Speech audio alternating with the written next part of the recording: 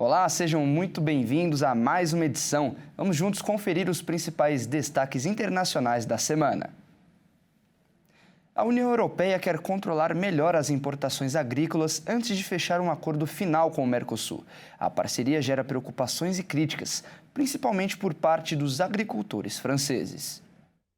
A União Europeia anunciou que vai reforçar os controles sobre as importações agrícolas. A decisão é um sinal enviado à França na tentativa de convencer o país a apoiar o acordo comercial com o Mercosul, composto por Argentina, Brasil, Uruguai e Paraguai.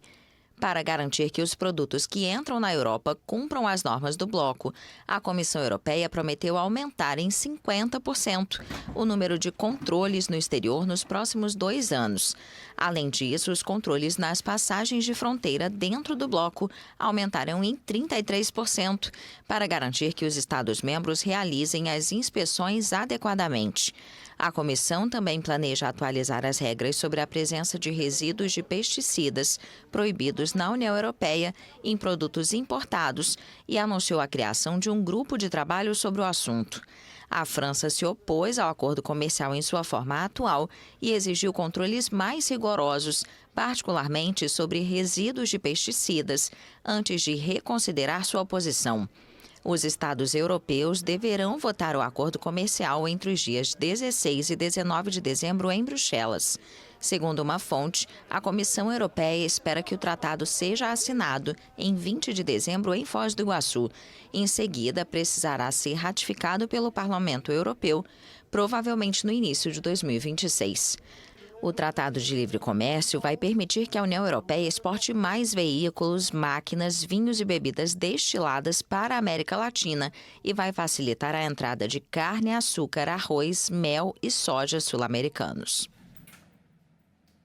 O vulcão Kilauea, um dos mais ativos do planeta, entrou em erupção no Havaí e lançou jatos de lava que passaram dos 300 metros de altura. A atividade vulcânica elevou os níveis de dióxido de enxofre e dióxido de carbono na região, o que levou as autoridades de saúde local a alertar moradores e visitantes. De acordo com um comunicado do Serviço Geológico dos Estados Unidos, o vulcão Kilauea, um dos mais ativos do mundo, entrou em erupção seguido por um terremoto que atingiu a encosta sul do vulcão. Jatos de lava subiram a mais de 300 metros de altura e colunas de fumaça e cinzas alcançaram cerca de 6 mil metros. Foi o 38º episódio desde que o vulcão voltou a entrar em erupção em dezembro de 2024. Dessa vez, o episódio teve atividade contínua, por cerca de 12 horas. Um detalhe impressionante foram que 3 bocas de lava se abriram ao mesmo tempo, um fenômeno considerado raro. A lava jorrou com tanta força que até destruiu uma das câmeras de monitoramento usada pelas autoridades. A erupção também escureceu parte da cratera com rochas e restos vulcânicos. Diversos fluxos de lava jorraram do vulcão à medida que a erupção mais recente se intensificava. Até o momento, toda a atividade vulcânica está confinada à cratera no Parque Nacional dos Vulcões do Havaí, sem risco para pessoas ou regiões habitadas. Mesmo assim, o Kilauea segue sendo monitorado de perto. Toda a atividade é acompanhada por equipamentos especializados e autoridades no Havaí continuam alertas caso haja um novo evento. Um grupo de defesa dos direitos dos animais na Índia usaram máscaras de elefante para protestar contra a retomada dos passeios para turistas com o animal. A PETA, cuja sigla significa Pessoas pelo Tratamento Ético dos Animais, realizou uma manifestação a favor dos elefantes nesta terça-feira em Nova Delhi, capital da Índia. Fantasiados como paquiderme, os integrantes do grupo protestaram contra a retomada dos passeios de elefante para turistas em algumas áreas de conservação e parques em Uttarakhand, um estado no norte do país. We are in Jantar Mantar, New Delhi. Estamos em Nova Delhi, protestando contra o uso e abuso de animais no turismo e na indústria do entretenimento. Tivemos a participação de muitos estudantes vestindo fantasias de elefante com sangue nas mãos e com as mãos e os pés acorrentados. Isso significa que os elefantes, especificamente, são usados há séculos para o turismo. Eles são abusados, são agredidos todos os dias.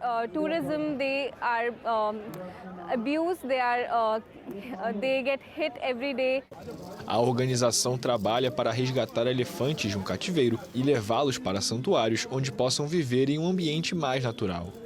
And even in the entertainment, there are circuses where elephants are No entretenimento, existem circos onde se espera que os elefantes façam certos tipos de números para divertir o público. Tudo isso acontece depois de dias de treinamento. Eles chamam de treinamento, mas é muito estressante, incluindo bater nos animais, algo que somos totalmente contra.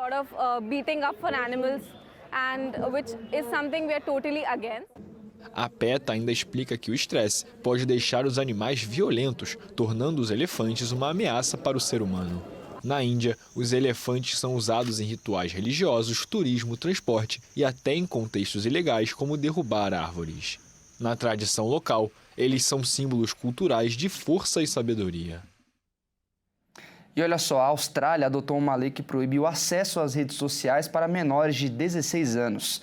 A medida é inédita no mundo e deixa centenas de milhares de adolescentes sem acesso ao TikTok ou Instagram. Vamos ver. A Austrália adotou uma lei inédita no mundo que proíbe o acesso às redes sociais para menores de 16 anos.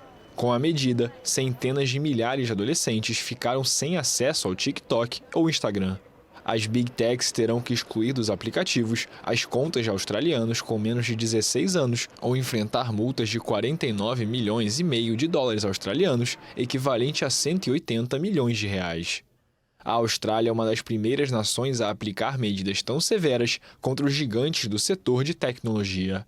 Jovens ao redor do mundo repercutem os efeitos da proibição e a possível influência dela em outros países. Tenho 15 anos, então para mim, o banimento me afetaria. Não consigo imaginar como seria ter que largar completamente as redes e ter minha conta deletada. Então talvez o banimento seja um pouco extremo, mas realmente seria bom fazer um detox, largar um pouco. Acho que o banimento das redes é algo bom, mas claro, algumas plataformas são ruins, enquanto outras são boas para a comunicação, por exemplo, que é algo útil. O WhatsApp e outros similares podem ser bons, mas também há alguns como o X ou o TikTok que podem ser problemáticos. Aplicativos e sites populares como Roblox, Pinterest e WhatsApp estão atualmente isentos, mas o governo australiano afirmou que a lista segue em revisão constante. Nós nascemos com as redes. Fui criada com as redes sociais, de todos os tipos. E não acho que é algo que quero parar de usar. Mas preciso aprender a focar. Preciso aprender a gerenciar meu tempo, a balancear meus estudos com o tempo nas redes sociais. E acho que no momento, como estudante, meu tempo de estudo deveria ser maior que meu tempo nas redes.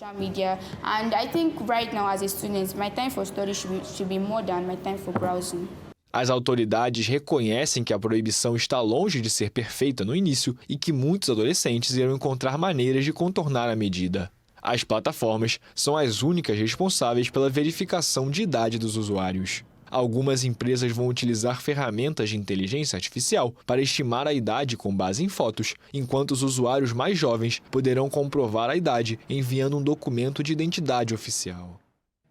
O presidente dos Estados Unidos, Donald Trump, anunciou que havia chegado a um acordo com o chinês Xi Jinping para permitir que a gigante americana NVIDIA exporte semicondutores avançados de inteligência artificial para a China.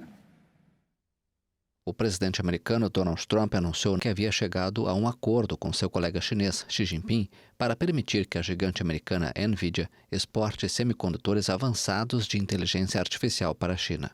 Em uma publicação em sua plataforma Truth Social, Trump afirmou ter comunicado a Xi Jinping que Washington autorizaria a NVIDIA a enviar suas unidades de processamento gráfico H200 a clientes aprovados na China e em outros países, sob condições que permitam uma sólida segurança nacional. O presidente Xi respondeu positivamente. Serão pagos aos Estados Unidos 25%, escreveu Trump sem revelar mais detalhes sobre o funcionamento do mecanismo de pagamento. O anúncio marca uma mudança significativa na política americana de exportação de chips de IA avançada que o governo do antecessor de Trump, Joe Biden, tinha restringido consideravelmente por motivos de segurança nacional relacionados com as aplicações militares chinesas. Trump afirmou que sua decisão busca apoiar o emprego americano, fortalecer a indústria manufatureira americana e beneficiar os contribuintes. As unidades de processamento gráfico, GPU, são utilizadas para treinar os modelos de IA que constituem a base da revolução da IA generativa, iniciada com o lançamento do ChatGPT em 2022. E a União Europeia anunciou uma investigação para determinar se o Google violou as normas de concorrência do bloco. A empresa americana teria utilizado conteúdos online de meios de comunicação e outros criadores para alimentar seus serviços de inteligência artificial sem a compensação adequada. A União Europeia vai investigar o Google para determinar se a empresa americana violou as normas de concorrência ao utilizar conteúdos online de meios de comunicação e outros criadores para alimentar seus serviços de inteligência artificial sem a compensação adequada. O objetivo é investigar se a Big Tech prejudica a concorrência ao impor condições injustas aos editores e criadores. Esta manhã, abrimos uma investigação antitruste formal para avaliar se o Google violou nossas normas de concorrência ao usar o conteúdo de editores da web, bem como o conteúdo enviado para o YouTube, para fins de inteligência artificial. A investigação se concentra em saber se o Google utilizou vídeos do YouTube para treinar seus modelos de IA generativa sem remunerar adequadamente os criadores e sem permitir a eles recusar a utilização do conteúdo. E se a empresa usou conteúdo online de outros sites, como páginas de jornais, para oferecer serviços de IA generativa sem pagamento ou opção de exclusão. O Google criticou a investigação e disse que ela poderia frear a inovação. A empresa também assegurou que os europeus merecem se beneficiar das tecnologias mais recentes e garantiu que continuará colaborando de perto com os setores de notícias e criatividade. A Paramount entrou na briga para comprar a Warner, uma das 5 maiores produtoras de cinema de Hollywood. Na semana passada, a Netflix ofereceu 72 bilhões pelo negócio. E hoje a Paramount disse que paga 108 bilhões. A Netflix havia batido as ofertas de rivais como a Paramount e a Comcast pelos ativos da Warner, um dos mais antigos e valiosos grupos de Hollywood. O acordo chegou a mais de 70 bilhões de dólares, o que representa 382 bilhões de reais, e envolvia apenas os negócios de estúdio e streaming da Warner Bros. Os filmes que fariam parte desse acordo seriam as franquias de Harry Potter, Batman e Game of Thrones, entre outros. E toda a programação premium da HBO. A competição pela Warner tem ficado cada vez mais forte entre a Paramount e a Netflix. A Paramount chegou a oferecer 18 bilhões de dólares a mais em dinheiro pelos negócios do grupo de mídia. No entanto, a Netflix ofereceu mais de 27 bilhões de dólares por ação, que é uma combinação de dinheiro e ativos em bolsa. Mas os acionistas da Warner estão céticos quanto à capacidade da Netflix de concretizar o acordo. A Paramount, mesmo assim, fez uma outra proposta de forma estratégica e elevou sua oferta diretamente aos acionistas da Warner para garantir que eles tenham a oportunidade de competir pela compra e ofereceu mais de 100 bilhões de dólares, o que representa 585 bilhões de reais. O conselho da Warner havia optado na semana passada pela Netflix porque considerou que a oferta da gigante de streaming oferecia mais clareza. Uma das prioridades da Warner para fechar o acordo era escolher um comprador que pudesse assinar imediatamente, resistir à burocracia regulatória e fechar os termos exigidos pela empresa. E olha só, a cozinha italiana, famosa por suas massas, molhos e sorvetes, entrou para a lista de Patrimônio Cultural Imaterial da Unesco. Esta é a primeira vez em que a culinária total de um país recebe esse tipo de reconhecimento.